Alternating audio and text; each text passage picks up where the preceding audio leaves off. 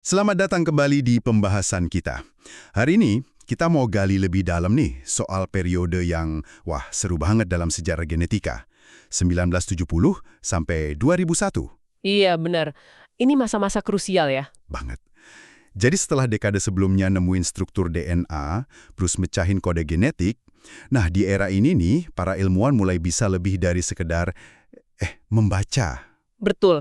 Mereka mulai belajar menulis, bahkan ya, ada mimpi buat mengedit instruksi kehidupan itu sendiri. Gila ya. Ini mimpi para ahli genetika mulai jadi nyata, tapi sekaligus munculin pertanyaan etis yang, dalam banget. Sumber kita kali ini dari buku The Gene, An Intimate History. Siap kita telusuri bareng? Siap. Periode ini memang transformatif. Kita geser dari paham konsep gen doang, jadi beneran punya alat buat memanipulasinya langsung. Oke. Ini yang buka pintu ke bioteknologi modern, terus pemetaan genom manusia, sama usaha-usaha awal terapi gen. Tapi ya itu, ada konsekuensinya juga. Iya ya. Nah, kita mulai dari awal 70-an dulu deh. Katanya ada terobosan gede soal gabungin DNA dari sumber beda, kayak nyusun kalimat baru gitu ya, tapi molekuler. Tepat sekali. Jadi ada ilmuwan kayak Paul Berg, Herbert Boyer, sama Stanley Cohen. Mereka ini nemuin cara pakai semacam gunting molekuler. Gunting molekuler? Iya, namanya enzim restriksi. Buat motong DNA di titik-titik tertentu. Terus ada lem molekulernya juga, enzim ligase, buat nyambungin lagi potongan DNA tadi sama potongan dari sumber lain. Wah. Nah, hasil sambungannya ini yang namanya molekul DNA hibrida. Atau ya DNA rekombinan. Ini dasar banget buat nulis ulang kode genetik. Oke. Tapi kan pas udah digabungin gitu, gimana mereka tahu sel mana yang beneran udah berhasil diubah? Pasti campur aduk kan ya? Nah, ini dia cerdasnya Stanley Cohen. Dia pakai plasmid. Tahu kan DNA bulat kecil di bakteri? Oh iya, pernah dengar. Plasmid ini kebetulan bawa gen resisten antibiotik. Jadi gen asingnya disisipin ke plasmid ini. Terus plasmidnya dimasukin ke bakteri lagi. Terus? Pas dikasih antibiotik ya cuma bakteri yang berhasil nelen plasmid rekombinan tadi yang bisa hidup. Yang lain mati semua. Jadi kayak filter gitu, efektif banget buat misahin mana yang berhasil direkayasa. Wah, keren banget caranya. Tapi teknologi sekuat ini pasti langsung bikin orang khawatir juga kan? Bukan cuma soal bagusnya aja. Sangat khawatir soal keamanan, soal etika, itu langsung muncul. Coba bayangin kalau teknik ini dipakai ke virus bahaya, kayak SV40 yang lagi diteliti Berg waktu itu. Potensinya kan ngeri ya. Iya juga ya. Nah, uniknya nih justru karena ilmuwannya sendiri yang ngerasa perlu, ngerem dulu. Mereka bikin konferensi, namanya Asilomar. Ada Asilomar I tahun 73, terus Asilomar 2 tahun 75. Buat apa tuh konferensinya? Buat bahas risikonya, terus bikin panduan keamanan bareng-bareng. Ini momen langka loh dalam sains, komunitasnya sendiri yang secara kolektif nahan diri demi hati-hati, sebelum ada paksaan dari luar. Menarik. Nah, dari lab, teknologi ini kan akhirnya masuk industri ya. Tahun 70-an itu kan juga lagi booming venture capital gitu. Gimana nyambungnya nih? Nah, kisah Genentech ini contoh klasik banget. Tahun 76 ada namanya Robert Swanson. Dia pemodal Ventura. Masih muda, nekat banget. Dia hubungi Herbert Boyer. Oh, si penemu tadi? Iya. Setelah ngobrol panjang, katanya sih sambil minum bir gitu ya.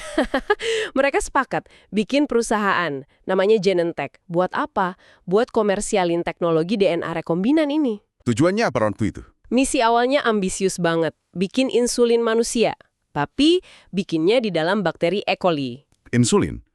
Bukannya dulu itu diambil dari pankreas babi atau sapi ya, buat penderita diabetes? Benar banget. Prosesnya ya gitu deh, kurang efisien, kadang bikin alergi juga. Nah, pas Genentech berhasil bikin insulin manusia murni pakai bakteri, wah itu geger. Jadi beneran bisa ya? Bisa. Mereka saingan ketat sih sama timnya Walter Gilbert di Harvard waktu itu. Tapi keberhasilan ini jadi tonggak sejarah bioteknologi. Ini bukti kalau gen manusia bisa dipindahin ke makhluk simpel buat bikin protein penting secara massal. Mimpi pakai genetika buat kesehatan jadi nyata secara komersial. Era bikin obat dari gen resmi dimulai. Oke. Jadi udah bisa nulis nih. Terus tantangan berikutnya kan membaca ya, biar tahu urutan DNA-nya persis gimana. Gimana kemajuannya di sini? Nah, ini jagonya Fred Sanger lagi nih. Dia kan sebelumnya udah dapat Nobel buat urutin protein insulin. Oh ya, hebat ya? Iya, di tahun 70-an dia fokus ke DNA. Dia kembangin metode baru buat ngurutin DNA yang jauh lebih oke. Jadi kita bisa baca urutan huruf A, T, C, G dalam gen itu lebih cepat dan akurat. Ini kunci banget buat paham instruksi genetiknya. Tapi kan genom manusia itu isinya miliaran huruf ya. Gimana caranya nemuin satu gen penyakit aja di tengah lautan kode itu? Misalnya gen penyakit Huntington gitu. Nah, itu dia tantangan berikutnya. Gede banget. Akhir 70-an ada ide brilian dari David Botstein. Dia sadar DNA tiap orang itu kan ada variasinya ya, kayak penanda unik gitu namanya RFLP. RFLP. Iya, semacam ciri khas genetik yang diwariskan.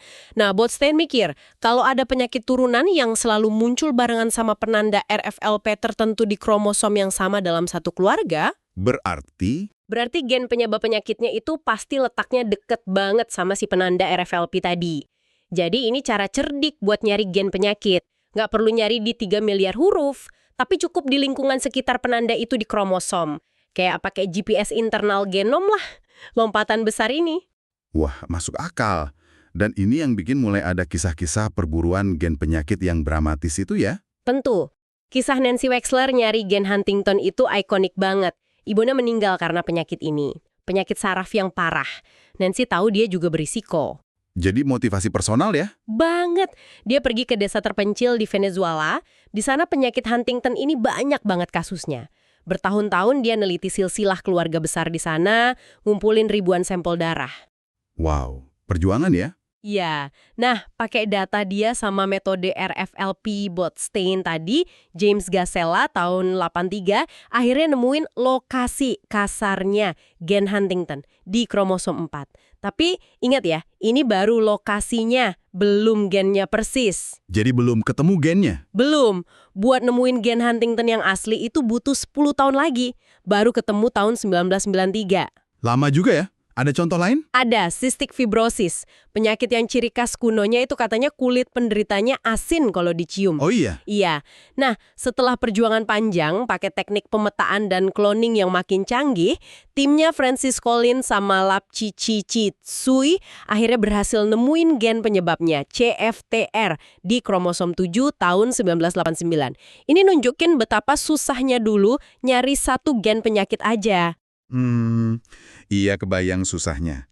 Nah, kalau udah bisa baca gen penyakit, terus udah bisa nulis DNA di lab, langkah berikutnya kan logisnya nyoba memperbaiki gennya langsung di pasien ya, biar sembuh dari akarnya gitu. Nah, itu dia esensi mimpi terapi gen. Tujuannya mulia banget, ganti atau benerin gen yang rusak. Salah satu target awal yang dianggap oke itu ADA, deficiency. Itu penyakit apa? Penyakit yang bikin SCID, Severe Combined Immunodeficiency. Jadi, anak-anak ini lahir tanpa sistem imun, kayak Bubble Boy David Vetter itu loh. Penyebabnya jelas, satu gen doang, gen ADA. Dan sel targetnya, sel T darah putih, relatif gampang diambil. Oke, gimana percobaan pertamanya? Pasti harapannya tinggi banget ya. Uji coba pertama itu tahun 1990. Tim di NIH, Amerika, dipimpin Michael Blaise sama French Anderson. Pasiennya 2 anak perempuan, Ashi De Silva dan Cynthia Cutshall. Caranya gimana? Mereka ambil sel T pasien, terus dimasukin salinan gen ADA yang normal. Pakai retrovirus yang udah dilemahin sebagai kendaraan buat masukin gennya. Terus sel T yang udah dibenerin ini dibalikin lagi ke tubuh pasien. Hasilnya gimana? Langsung berhasil? Sembuh? Ada harapan awal sih, kondisi anak-anak itu katanya sedikit membaik. Tapi ya susah juga misahin efeknya dari pengobatan enzim ADA yang juga mereka terima. Masalahnya, antusiasme publik dan media soal terapi gen ini meledak banget. Jadi terlalu heboh gitu ya? Iya, seringkali melampaui bukti ilmiahnya yang sebenarnya masih awal banget, belum pasti. Jadi ada tekanan besar buat cepat-cepat buktiin ini berhasil. Dan antusiasme yang terlalu cepat ini sayangnya malah bawa bencana ya. Tahun 1999, ada kasus Jesse Gelsinger. Dia pemuda 18 tahun, punya penyakit metabolik langka, OTC deficiency. Dia ikut uji coba terapi gen di University of Pennsylvania. Tujuannya apa uji cobanya? Tujuannya masukin gen OTC yang normal ke sel hatinya. pakai vektor adenovirus. Itu virus flu yang udah dimodifikasi. Terus apa yang terjadi sama Jesse? Reaksi tubuhnya parah banget terhadap si virus pembawa gen itu. Dia demam tinggi, hatinya gagal fungsi, darahnya beku, organ-organnya rusak semua. 4 hari kemudian, dia meninggal. Ya ampun. Investigasi setelahnya nemuin banyak masalah serius. Data keamanan dari uji coba ke hewan yang mungkin diabaikan, efek samping ke pasien sebelumnya yang laporannya nggak transparan ke FDA, semacam BPOM-nya Amerika. Terus ada potensi konflik kepentingan finansial juga dari peneliti utamanya. Wah, ini pasti dampaknya gede banget ya ke bidang terapi gen secara keseluruhan. Sangat! Kasus Jesse Gelsinger ini menghancurkan kepercayaan publik. Regulator langsung ngawasin super ketat. Hampir semua uji coba terapi gen di Amerika dihentikan sementara. Bidang ini mundur bertahun-tahun. Jadi pelajaran mahal ya? Banget. Jadi jelas kalau pemahaman soal cara kerja vektor virus, dosis amannya, respons imun tubuh kita, itu semua masih kurang banget saat itu. Mimpi benerin gen ternyata jauh lebih rumit dan bahaya dari yang dikira. Kayak kata seorang ahli bioetika, terapi gen waktu itu belumlah jadi terapi. Iya. Sementara mimpi terapi gen lagi kesandung batu besar nih. Ada proyek raksasa lain yang justru jalan terus ya di periode yang sama, proyek genom manusia. Human Genome Project, HGP. Apa sih yang bikin orang kepikiran bikin proyek segede ini? Salah satu penggerak utamanya itu James Watson lagi. Alasannya kuat. Banyak penyakit umum kayak kanker, jantung, diabetes, skizofrenia, itu kan kemungkinan besar penyebabnya bukan satu gen aja. Oh, jadi kompleks ya? Iya, kemungkinan interaksi banyak gen, poligenik, sama lingkungan. Nah, buat mahamin itu, kita butuh peta lengkap seluruh genom sebagai acuan. Watson juga punya alasan pribadi. Anaknya, Rufus, kena skizofrenia. Dia berharap peta genom ini bisa bantu mahamin penyakit kompleks kayak gitu. Oke, tapi teknologinya gimana? Baca 3 miliar huruf DNA kan pasti butuh alat super canggih ya? Nah, ini dia kuncinya. Penemuan PCR, polymerase chain reaction oleh Kary Mullis di pertengahan 80-an. Itu penting banget. PCR ini kayak mesin fotokopi DNA. Mesin fotokopi DNA? Iya, dia bisa gandain potongan DNA jadi banyak banget di tabung reaksi. Jadi ada cukup bahan buat diurutin pakai metode Sanger yang udah dibikin otomatis. Tanpa PCR, HGP ini mustahil kayaknya. Saya dengar ada persaingan ketat juga ya di HGP ini, bukan cuma kerja bareng aja. Betul, ada balapan seru antara HGP yang didanai pemerintah, dipimpin Francis Collins setelah Watson mundur, lawan perusahaan swasta namanya Celera Genomics, bosnya Craig Venter. Bedanya apa cara kerja mereka? HGP itu lebih sistematis, petain dulu, baru urutin. Kalau Celera pakai cara shotgun, tembak acak aja semua DNA, urutin semua potongannya, terus disambung-sambungin pakai superkomputer. Lebih cepat tapi ya acak. Wah, seru juga ya. Iya, persaingan ini juga bikin debat etis panas soal paten gen. Celera kan coba matenin ribuan potongan gen manusia, padahal fungsinya aja belum tahu. Ini ditentang keras sama komunitas ilmiah publik. Iya. Terus, apa temuan awal yang menarik dari pemetaan genom ini? Sekitar akhir periode 2001 gitu. Nah, sebelum genom manusia kelar, genom makhluk lain yang lebih simpel udah selesai duluan. Kayak cacing C. elegans sama lalat buah Drosophila. Sekitar tahun 2000-an lah. Hasilnya gimana? Mengejutkan, ternyata banyak gen penyebab penyakit manusia itu punya saudara kembar di lalat buah. Lebih dari 60% gen penyakit manusia ada padanannya di lalat. Ini nunjukin betapa dasarnya jalur genetik kita itu mirip antar spesies. Wah, menarik ya. Selain itu, ditemukan juga banyak bagian genom yang tugasnya bukan bikin protein, tapi bikin RNA. Namanya non-coding RNA. Ternyata ini penting banget buat ngatur kerja gen lain. Jadi, kompleksitasnya jauh di luar dugaan awal. Nah, HGP sama Celera sendiri akhirnya barengan ngumumin draft kasar genom manusia tahun 2000. Publikasi detailnya nyusul tahun 2001. Ini tanda dimulainya era genomik. Oke, nah selain soal penyakit sama peta genom raksasa, periode 1970-2001 ini juga katanya ada minat lagi ke peran gen dalam hal yang lebih personal ya, kayak perilaku, kepribadian, identitas gitu. Iya, betul. Setelah fokus ke penyakit satu gen, perhatian balik lagi ke sifat-sifat yang kompleks. Studi anak kembar identik yang dipisah sejak lahir, kayak studi Minnesotanya Thomas Bouchard yang mulai tahun 79 itu, hasilnya bikin kaget lagi. Kenapa emang hasilnya? Kembar identik yang dibesarin di lingkungan beda banget, ternyata tetap mirip luar biasa. Bukan cuma IQ-nya, tapi juga kepribadian, minat, sikap, bahkan kebiasaan aneh kayak cara ngucek hidung. Serius? Cara ngucek hidung juga mirip? Iya, ini nunjukin kalau gen itu punya pengaruh signifikan ke kecenderungan dasar perilaku kita, apa yang disebut turunan pertama identitas gitu. Tapi ini pasti kontroversial lagi kan? Mengingat sejarah eugenika dan debat soal bawaan lahir lawan lingkungan itu. Pasti, debat sengit muncul lagi soal genetika dan IQ, apalagi pas keluar buku kontroversial The Bell Curve tahun 94 itu, yang bahas kaitan gen, ras, dan IQ. Oh, saya pernah dengar itu. Iya, buku itu dikritik habis-habisan soal metode, bias tes IQ-nya, terus dianggap ngabaikan faktor lingkungan kayak kemiskinan, diskriminasi. Sulit juga kan ngukur kecerdasan itu apa?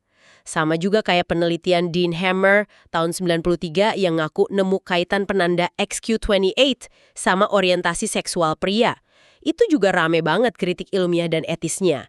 Hasil penelitian ulang juga macam-macam. Jadi bisa dibilang di periode ini, pendulum debat nature versus nurture itu kayak balik lagi ya, mengakui peran genetika yang lebih besar. Bisa dibilang gitu, ada pergeseran lah dari pandangan behaviorisme ekstrim yang bilang lingkungan itu segalanya, kembali ke pengakuan kalau ada pengaruh genetik yang substansial buat sifat kompleks manusia. Tapi penting banget dicatat ya, ini bukan berarti semuanya udah ditentuin gen. Oke, Justru penemuan-penemuan ini malah nunjukin betapa rumitnya interaksi antara gen, nature, lingkungan, nurture, dan ya kebetulan chance dalam membentuk diri kita. Gen mungkin kasih cetak biru kecenderungan, tapi gimana itu muncul ya tergantung konteksnya banget. Oke, jadi kalau kita rangkum nih ya, periode 1970 sampai 2001 ini benar-benar mengubah peta permainan genetika. Kita belajar membaca kode kehidupan lewat sequencing, terus belajar menulis ulang pakai DNA rekombinan, bahkan berhasil memetakan semuanya di HGP, dan punya mimpi buat memperbaikinya lewat terapi gen. Teknologi, harapan baru buat penyakit genetik, itu semua buah manis dari mimpi para ilmuwan di era ini. Tapi, di sisi lain, banyak pelajaran pahit juga ya, kegagalan awal terapi gen. Tragedi kayak Jesse Gelsinger, itu terus debat etis yang panas soal rekayasa genetika, paten gen, sampai genetika perilaku. Iya, itu semua nunjukin betapa kompleks dan besarnya tanggung jawab yang datang bareng kekuatan baru ini. Nah, di akhir periode ini, dengan peta genom manusia udah hampir di tangan, panggung udah siap buat babak selanjutnya. Babak buat lebih dalam lagi memahami diri kita sendiri.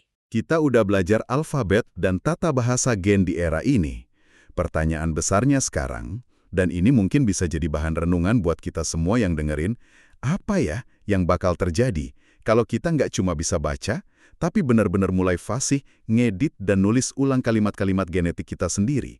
Gimana kita bakal pakai kekuatan sehebat itu di masa depan?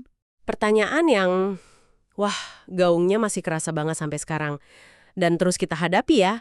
Terima kasih sudah menyimak pembahasan mendalam kali ini.